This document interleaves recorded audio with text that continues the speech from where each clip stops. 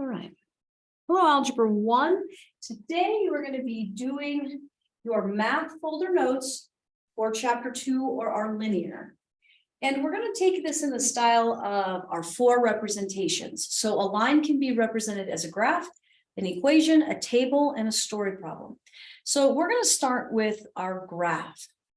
Now, before you jump into this, take the time to read what is the X and what is the Y. So we have time in months for our X and bank balance or money on that Y. So what we're looking for, guys, is what is our change in Y and what is our change in X? You all have a red and a blue marker. So with your red and blue marker, I want you to label your change in Y and your change in X. So remember, we read our graph from left to right.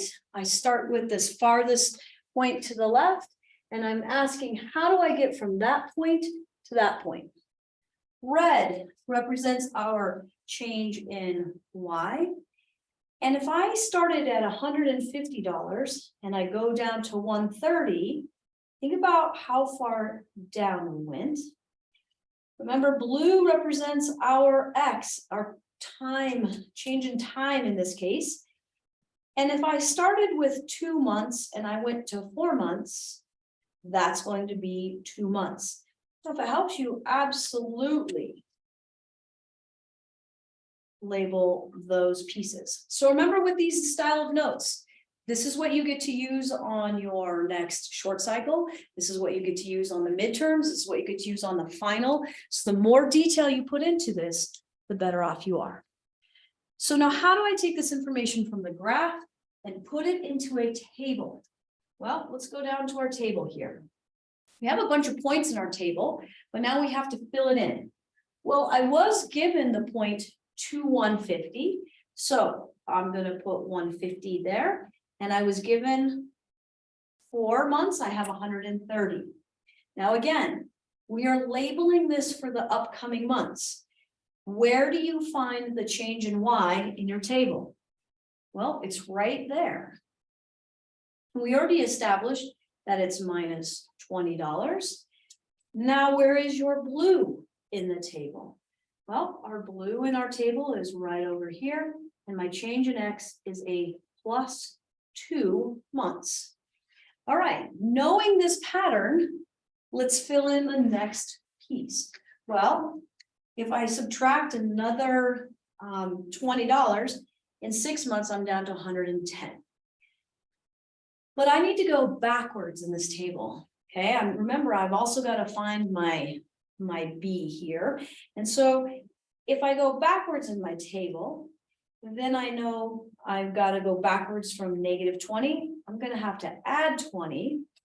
And if I go backwards in the X direction, I'll be subtracting 2. So let's fill in the rest of this part. If I'm at 150 and I add 20, I'm at 170. If I'm at 170 and I add 20, I'm at 190. So remember our goal is, can you find the change in Y? Can you find the change in X? Okay, given a graph, given a table. And now let's use that information to maybe fill in our equation. So our equation, this entire chapter, is going to be Y equals mx plus b. Always. And I'm going to have you guys write this out using color, just to remind yourself. So my change in Y is the top of that fraction, and my change in X is the bottom of that fraction. Remember, in 6 months from now, you're going to need to remind yourself that it is red over blue. All right, let's fill in what we know. So I have Y equals, my change in Y is I'm losing $20, but be careful, we're losing that. Look at your pattern in your table. It's every 2 months. Now, here's something that we have not talked about yet. For these notes, we've talked about it in class, but let's take a look at that B. Where is our starting point? We're looking for when X is 0. So where do I find that? Well, it's right here on the graph. That's my B. Okay. Take a look at that graph. My B is where it hits the y-axis. That's my starting point. Well, where's that point in our table? Oh, it's right here at the starting point. When X is 0, I have $170 in my bank account. So when I do my B here, I'm looking for that green. Okay, I'm looking for that plus 170. Now, if you leave your equation like this, sorry guys, if you leave your equation like this, that is correct. But when you put your answers into Canvas, remember you need to reduce. So how am I going to reduce negative $20 every 2 months? Let's think about our unit rate. How many dollars every 1 month? Well, negative 20 divided by 2. I'm losing $10 every month. Now, if you put negative 10x plus 170, that is okay. But when you type this into Canvas, we're looking for that most reduced form. Okay. All right, let's see how this plays out with our situation. So you can't figure out what's going on with your bank account. You started with $170. Please mark that with green. Okay, and label that your B. Where do you find your B in your situation? Now, again, I'm looking for my change in Y and my change in X. So we started with 170, but you keep losing. Underline that in red.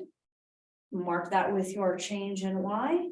I'm losing 20 each month. Now, there's a mistake here because am I losing $20 each month? I am not.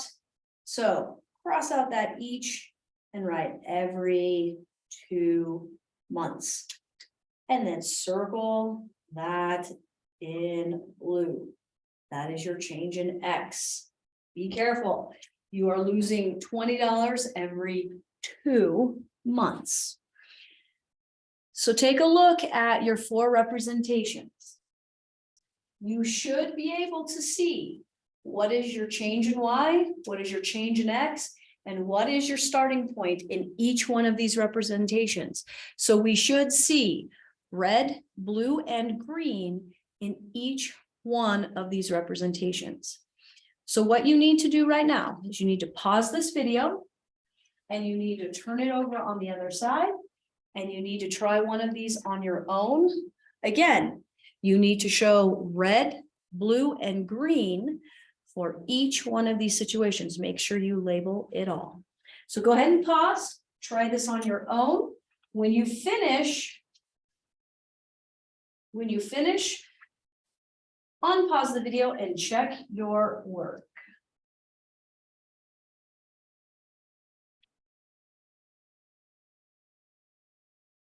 Okay. All right, welcome back, Algebra 1. You should have something that looks like this. What is your red? What is your blue? And what is your green? Make sure these get into your math folder notes, the folder, because on Friday of this week, you'll be able to use those on your short cycle. Nicely done.